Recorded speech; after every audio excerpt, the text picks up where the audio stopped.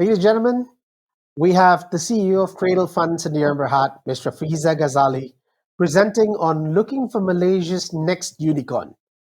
Over to you, Ms. Rafiza.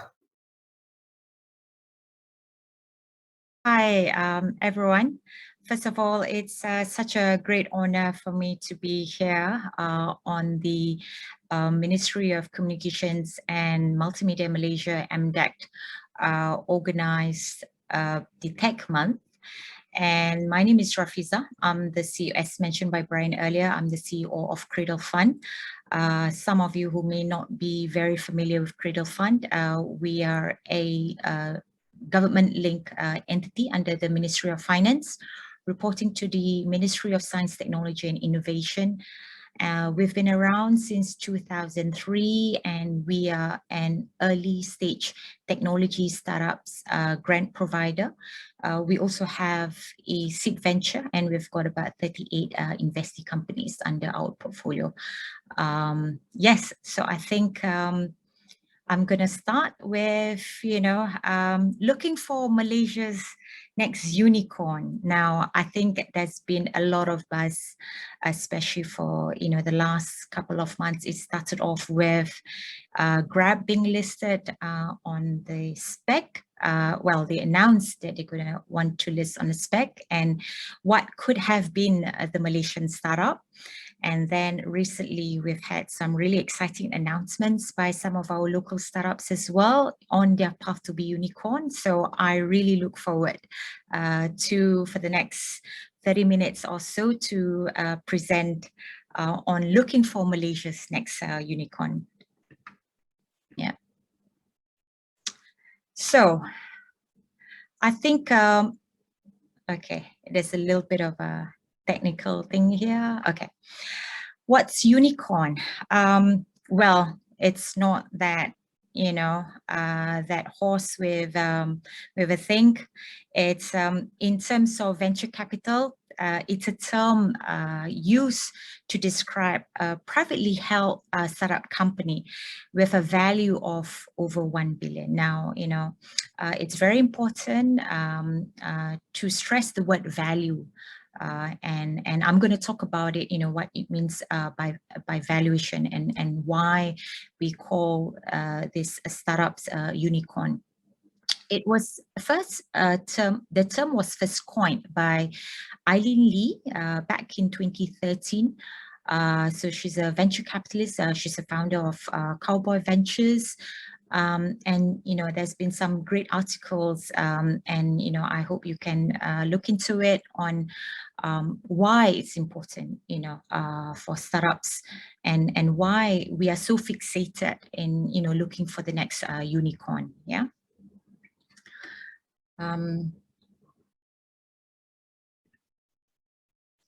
Okay.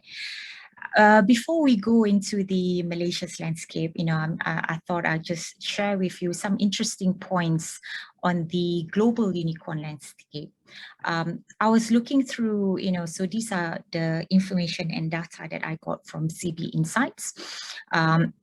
And there as at, July 2021. So what's interesting is that, globally we have around 730. I suspect there's a little bit more than that, because as I was going through the data, there's some, names that are not there. So, well, based on the data, there's 730 unicorns, and they're valued at a staggering, 2,371 billion in total. And not surprisingly, they're dominated by the United States, listed in there. There's 378 unicorns from the US alone, with a total value of 1,215 billion, and followed by China. It's quite a big gap there, 378 to 155, but I suspect, the gap, is not going to be that large in the next future. And comparable valuation as well, about over 500 billion in total. And what's interesting is that, it's listed, ByteDance from China, which is an artificial intelligence startups, and it's valued at a staggering 140 billion. That's huge, and that's what we call anything that's more than 100 billion. It's got its own term called heptacorn. And what's also interesting, the next largest startup is, there's quite a big gap between 140. The next one is valued at 95 billion. It's a Stripe. It's a fintech. It's a United States fintech firm, and that's valued at 95 billion. Now, what's interesting is that when I was going through the data, majority of these unicorns is 730 unicorns or so. It's in the fintech, and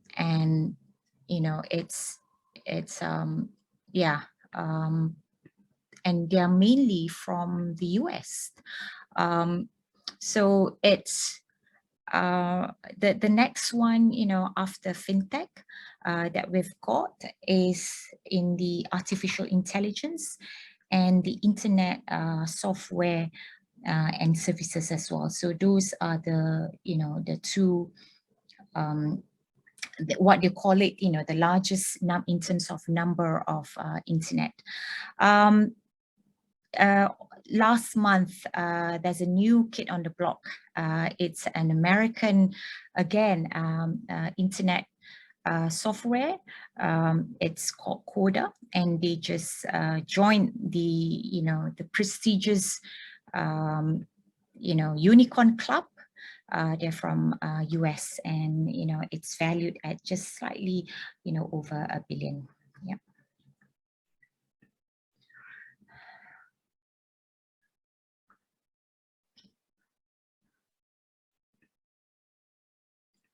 Sorry, there's a bit of a lag when I press the clicker.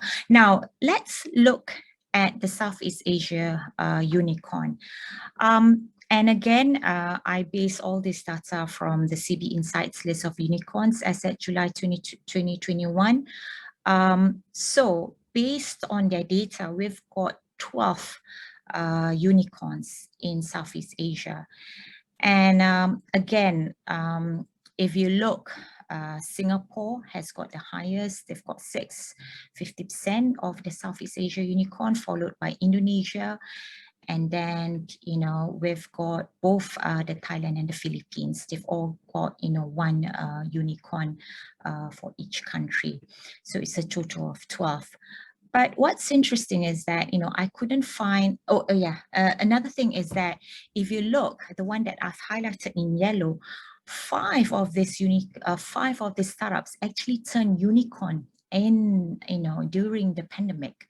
They turned, they became the $1 billion club in 2021. So, and if you can see, it makes sense, they are either in logistics or, because these are technology companies. So they, for some reason, and not surprisingly, is they benefit actually from the pandemic. And so that's what I found interesting. And then the next is that, again, like I mentioned, West C and West Tokopedia, Gojek and Razer, they're not on the list, but we all know that, they are Southeast Asian startups. So definitely we have, between 12 to 14 startups or even more, coming soon. And as you know that, at the moment, the highest valued startups is Grab at 14 billion. But they've recently, announced their intention to list on a SPAC. And, we could be looking at, a 40 billion valuation company if everything goes through.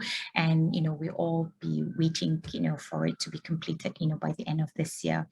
Then, of course, we've got the GoTo Group merger. So that's between Tokopedia and Gojek.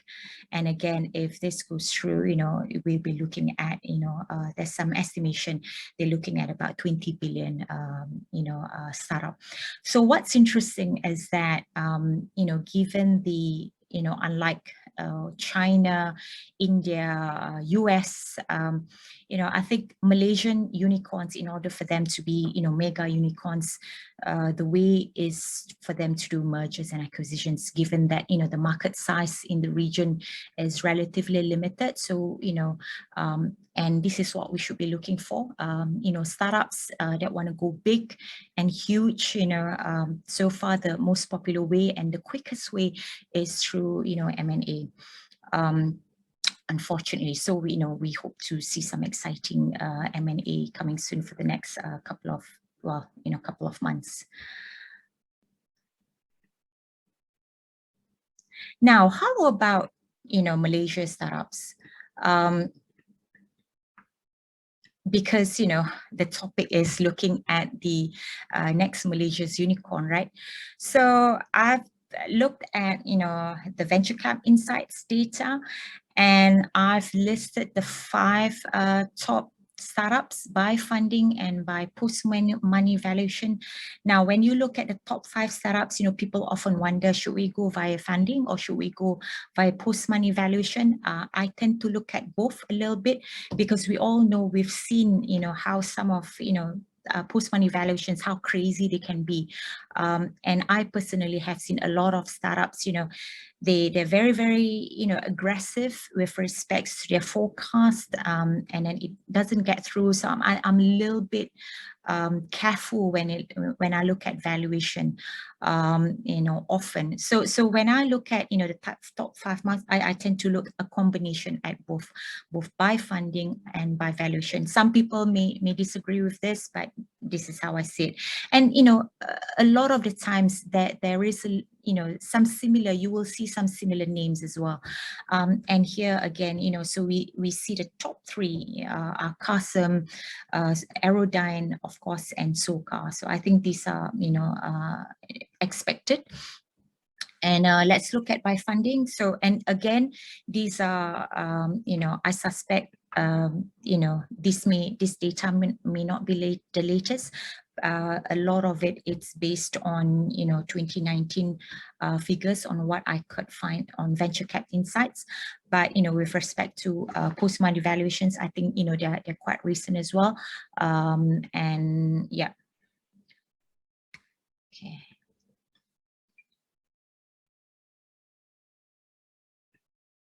Now let's deep dive on the 2. So we have the first one, Aerodyne Group.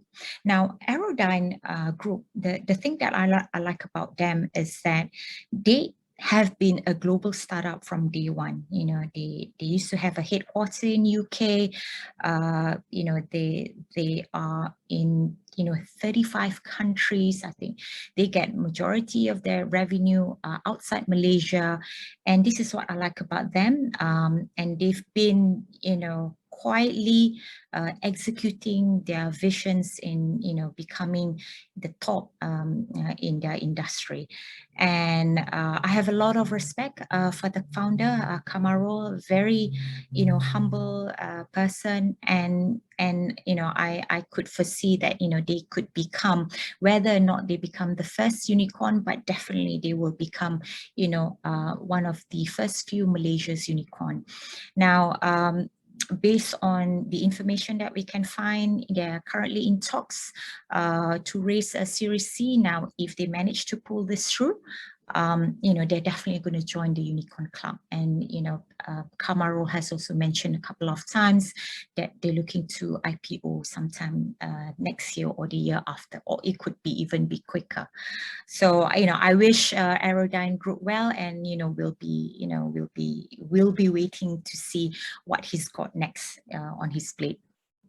Now, the next one, this is exciting bit. Carsome.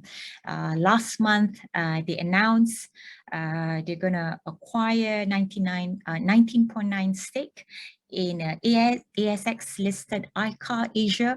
So it's been a lot of buzz, over the last couple of months. And I know I read, everyone's jumping straight away to say, oh, they're the Malaysia's first unicorn. But everything will you know, because it's still a long way to go. You know, there's subjects of you know, it's all subject to approval, and it will only happen when the merger actually happens. So we're all rooting for Carsome to be, if not again, you know, the first Malaysian unicorn, definitely, you know, the Malaysian unicorn. The thing that I like about Carsome is that, you know, they know their limitations with respect to the market in Malaysia, and they've done the right thing by merger with another reputable startups. And I think this marriage, hopefully, you know, if it goes well, then they've definitely, you know, on their pathway to become, you know, Malaysia's unicorn. And the thing that I like about them is that they're profitable. A lot of the startups, as you all know, even, you know, the unicorns, they're still making losses, but Carsome is already a profitable company. And, you know, that's a very, very positive sign. And again, you know, we'll be excited to see what's next on Eric's and JT's plate, and we wish them all the best. Yeah. So, okay. Now, if you look, so now I'm going to go again, a more deeper dive in both Aerodyne and, you know, Carsome. The thing that I like about, again, Aerodyne, as I mentioned before, is that they are the, you know, the leader in their market globally, not just Malaysia, not just Southeast Asia, but globally. They're ranked #2. So, and they operate in 35 countries. They're very big in Europe and Middle East as well, and the US. So this is what I like, you know, about Aerodyne. And high barrier to entry for competitors. They've got their own technology know-how. And again, you know, in order for them to scale in the countries, they do have to face certain local regulatory issues, but not like other, you know, startups, unlike fintechs, etc., where it's a highly regulated industry. Whereas, you know, the industry that they're in, although there is a little bit of regulation, but it's not going to, you know, going to make them difficult for them to scale in other countries. And as you can see, they already have presence in 35 countries. They've got economies of scale because everything is, you know, is done in-house. They're not dependent on, you know, other companies. And there is, you know, very high scalability. Their business model is high scalability. This is what I like about them, and what we see as a potential. But what we saw, you know, based on their financials, they've got quite a high burn rate, and of course, they've got, you know, all the technical developers that they have to hire, all the technology software that they have to, you know, have on, and so with regards to profitability, probably not as much now. They are still in, you know, they're still in growth stage. Yeah.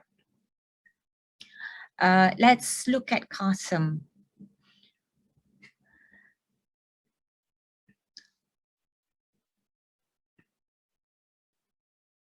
So they've been really aggressive during the pandemic. In fact, I think they're one of the many startups that benefited. Yes, I know it doesn't sound good that they benefit from the pandemic, but you know, their demand for their service delivery is accelerated because of the pandemic. They've managed to expand in 4 countries the last 1 year. They've got a proven system platform. They really address the pain points. I personally have used, their services. It's great and it's amazing. It's easy to scale. And again, as I mentioned before, they're already, profitable. but the thing about, some of the challenges is that they require high localization effort, and that's the reason why they need to, in order for them to scale fast, they need to do M&As. So that could be a strain, in their funding requirement. But I believe that with the right partner, they could really accelerate their growth. Again, there are a number of platforms. So the recent Southeast Asia unicorn is quite similar, although they do have their own niche service delivery, but they are in the same industry. Now, there's been a lot of talks, a lot of people are asking, how come Malaysia, we don't have our own unicorn? What happened? What do we have to do? Do we need to do anything at all? So yes, it's not something that can happen overnight. It does require intervention, coordination from various parties. You can't just, let the startups, become a unicorn. They do need support. And we've seen, some other countries, you look at Singapore, you look at Indonesia, that there is a lot of support, from their government, more so from Singapore. So what we are seeing is that, for example, what's interesting is that you have countries like Korea, where they have actually announced their desire and their aspirations to produce 27 unicorns, and that was announced last year. And they really put a lot of concerted efforts, both by the private and the government, to produce locally homegrown, unicorns. And Malaysia is in the right path, through the digital blueprint. We have made the announcement that we want to create 5,000 startups, and we want to create locally homegrown startups, 2 of them by 2025, and 5 by 2030. So that actually sets the right path, because at least now, including Cradle, we're working with all, various parties, various agencies, to reprice us to see how we can, collectively work towards, producing Malaysia's next unicorn. So that's a good start. And you can see that, really materialize. If you look at South Korea, to date, and this is again based on CB Insights data, right? They've already got 10 unicorns, compared to 6 in Japan. And what's interesting is that the total value of the 10 unicorns is 26 billion, compared to Japan's 8 billion. So you can see that, having a government's mandate, government support, working very closely with the private sector does help. The UK has the same thing as well. They've got a program, for companies, late stage growth program, to really accelerate for these companies to either IPO or to do M&A, to really accelerate the digital UK startups growth.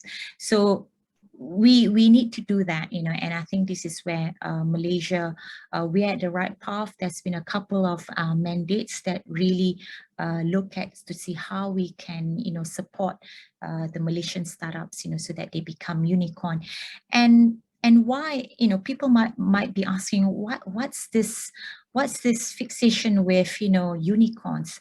There are a lot of benefits for having unicorns in the countries. And as you can see, with, Indonesia, the number of unicorns that they have there, they produce jobs, they produce government's growth, and it's accelerated growth for the country. So there are a lot of benefits on why we should, have our own startups. And of course, it's also for, bragging rights. Oh, we also have a unicorn, and we're not, being left behind. So yeah. So again, and this is what, I mentioned earlier, government agencies, the likes of MDEC, and they've got some really, good programs that really targeted to accelerate the local startups, to become the next unicorn. Magic as well, alongside with all the ministries. So working with private sectors, this is very important because at the end of the day, it has to be driven by private sectors. It can't be pushed by the government. We're just here to support, and it's again, develop the entire ecosystem as well. Like I mentioned, and that's also in the second bullet point. The third, when I looked at the Indonesia, the reason why they have so many startups is because of their local market demand. They don't need to go global. As you can see, they're unicorns. They're unicorns, they just, majority of the business are just local, and that's enough to support their growth and their valuation, right? Singapore, on the other hand, they don't have the local market demand. So you see it's sort of, the other end of the spectrum. And when I see Singapore unicorns, they are global startups even from day one, because they know they can't depend on the local market. So you see the likes of Razer, they're more known in the US than in the neighboring countries. And I think perhaps we might want to think about perhaps there is some benefits of letting our local startups fly and go overseas. Often we have, like for example at Cradle, we have a number of our startups with hardly hardly businesses in Malaysia, and they're already at global. And I think we should embrace that, and we should celebrate those startups instead of accusing them of not being loyal, because that's the way to go, right? And then what they can do, they can bring back their expertise and develop local startups. So I think we need to have a bit of an open mind that it doesn't matter, it's okay if our Malaysians, if these startups, and if they are Malaysian founders, if they have presence overseas and not Malaysia. I think we need to have that open-minded, because that's what's happening in Singapore. But of course, on the other hand, we want to try as much as possible our Malaysian startups, especially if they're funded by the likes of us, the government, that they also need to contribute to the country. So it's not just they get our money and thank you very much, goodbye, but they play a part as well, to bring back to the economy and further develop new startups, new Malaysian startups to be like them, successful globally. And I think I think that's that's nearly the end of my presentation. Now, some of you may be asking, is it just Carsome? Is it just Aerodyne? How about the other, are there potential, what we call it, Sunicorns, in Malaysia? Yes, we do. We actually have, there are a number of startups which I believe that, with the right, execution, with the right partners, with the right M&A, and they can definitely on their path to become unicorns over the next 2 to 5 years.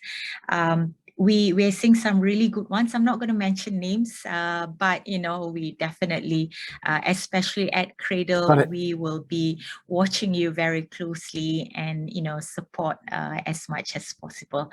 And with that, I end my presentation. Thank you very much. Thank you very much, Ms. Rafiza. If you don't mind, I've got a couple of questions for you from the viewers. Yes. Great. So the first one, I think you've answered it somewhat, but it goes like this. As we started Malaysia Tech Month last month, we had Malaysia's first tech unicorn, Carsome. From which tech vertical do you think we will have the next unicorn?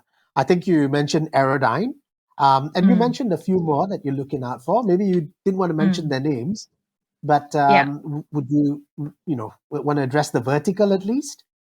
Yeah. So as you can see, that's how I started off to see, how is the global unicorn landscape.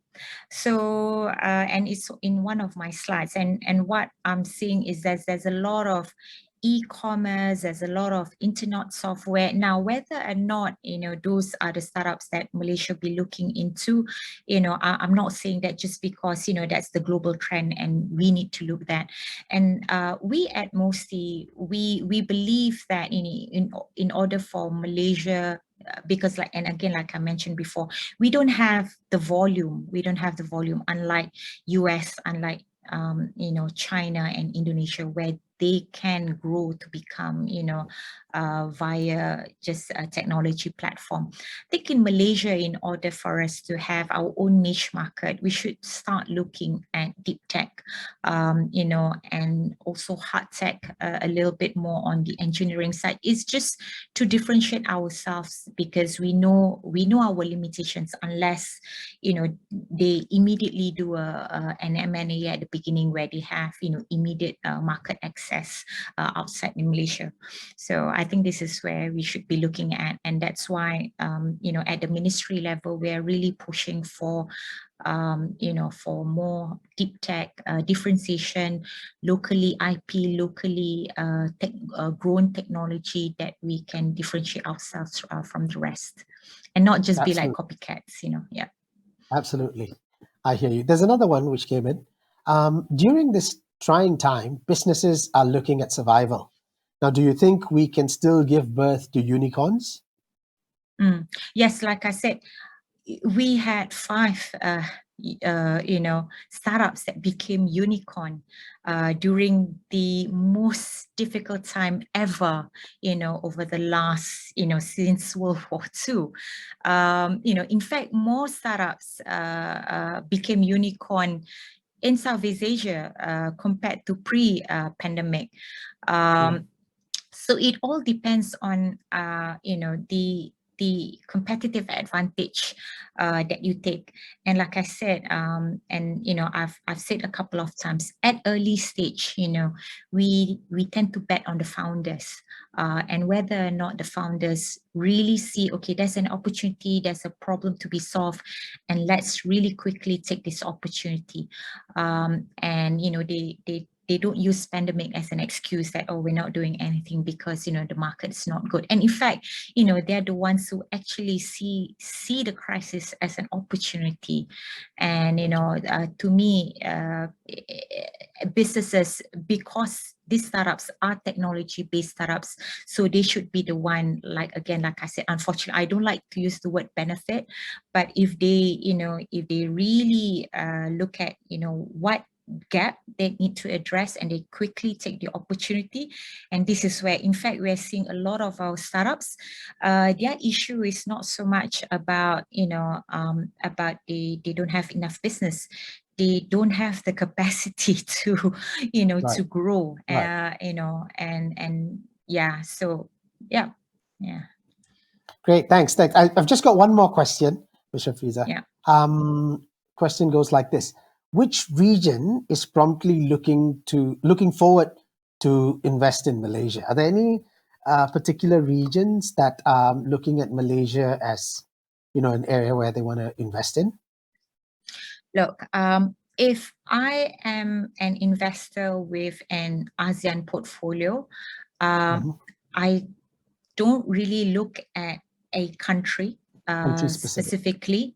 Yeah, so because I have a mandate, and normally you have a region mandate, you don't have a country specific mandate, unless you're US or Indonesia, where Indonesia, really that's big right. markets. That's So right. how if you ask me frankly, I don't know anywhere. In fact, Okay. when I look at what VCs look for,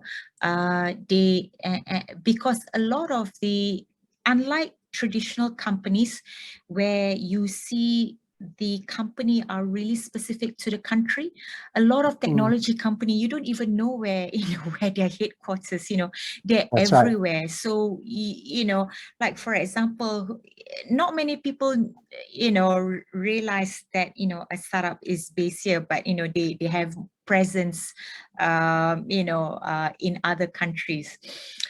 So with respect to tech startups, it's less about your domicile, definitely not your domicile country.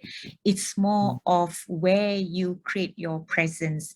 And for example, we're seeing, some of our Malaysian startups where they have presence in Indonesia. So do you call them Indonesian startups or, Malaysian startups? That's right. So it's more of, I think, especially at the tech startups, it's more of technology, how differentiated it is and how scalable they are. So it's regardless of their country. Sure. Excellent idea. With that, I think that was the last list of questions.